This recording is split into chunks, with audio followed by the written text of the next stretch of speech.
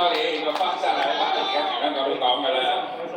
首先我哋多謝我哋學班嘅領隊，亦即係我師傅游龍師傅，多謝晒，多謝咁多領隊樂隊嘅伴奏。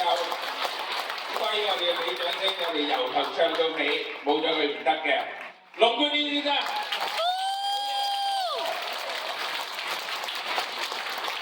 跟住我哋要多謝陳詠儀小姐，由呢一個光英變咗培麗，由黑髮變白髮，白髮變黑髮。我哋香港有一個醜生王，你哋今晚見識咗佢厲害啦，陳龍俊先生。有四點兩都又係金建恩，又係呢一個雜技司機啊。咁啊，當然要多謝咧，特別情商嚟演出嘅，我哋最難得嘅伊萬卡就係梁心怡小姐。女紅講先啦，跟住我哋玩笑啦，白龍先生。當然我哋由周恩來變咗你特首嗰位曾健郎先生，美玲小姐，黃超琴小姐，蘇玉橋先生，年輕人，連續5個一字馬喎，你喺屋企唔會試啊嚇，一個都唔試㗎，好厲害。當然我哋要多謝咧，就係韓師傅訓練咗咁好武打嘅我哋香港年輕嘅一班粵劇界嘅武打嘅藝員，亦多謝阿師所排嘅舞，多謝各位靚女演出咁多嘅舞蹈。當然我哋要多謝阿 Jo 姐佢嘅化妝，令到你哋每一個人嘅裝出嚟咧都係咁特別。玉哥，今晚你一定要同大家講下你嘅心聲啊，因為粵劇特朗普已經係第5集，咁你演到而家，你有啲乜嘢嘅內心嘅説話想同大家講下？首先多謝各位支持，多謝晒你哋先嚇。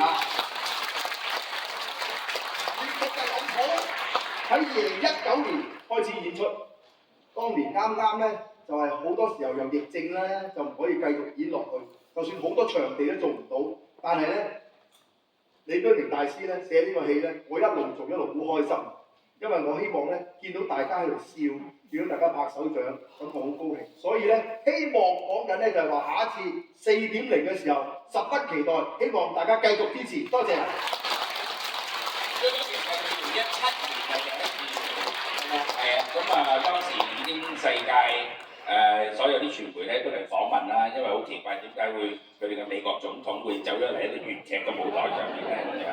咁啊，所以喺呢度咧就係多謝大家。大家知道咧係告別咗新光之後咧，咁我哋就嚟到西九咧係演出呢個粵劇特朗普啦。好多謝西九嘅所有上下嘅朋友對我哋嘅全力嘅支持。咁我哋得意咧喺西九度咧就演出呢次咁難忘嘅4場。咁啊，當然去到最尾一定要多謝就係所有觀眾。大家知道今次係一票難求，好難先買到飛，甚至有好多人都買唔到飛。我希望有個可唔可以短期之內又再能夠粵劇特朗普咧？好啦，4.0啦。好啊，咁啊，所以咧希望盡快能夠大家嘅支持，同埋更多希望俾粵劇特朗普嘅朋友能夠機會睇到粵劇特朗普。並且今次咧好多外國嘅傳媒 CNN 咧，同埋呢個路透社同埋俄國、日本嘅通訊社都嚟訪問咧，佢哋似乎咧對我呢個係都非常有興趣，甚至咧第一句就問會唔會喺美國 Broadway 度做？點解？我